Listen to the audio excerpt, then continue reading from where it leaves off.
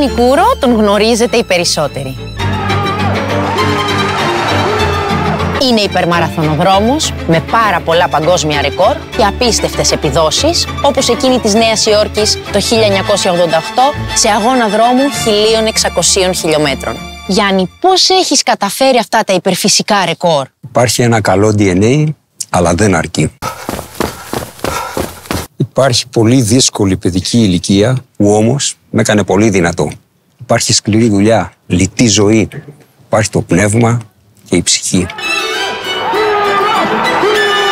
Η διατροφή τι ρόλο παίζει? Μια σωστή διατροφή που κατά τη γνώμη μου πρέπει να περιλαμβάνει και αρίστης ποιότητας μουρουνέλαιο, βοηθάει στην καρδιά, στο μυϊκό και ανοσοποιητικό σύστημα, στο δυνατό σκελετό. Αυτά είναι πρωταρχικής σημασίας εάν θέλεις να πετύχεις μεγάλες επιδόσεις. Τι γίνεται?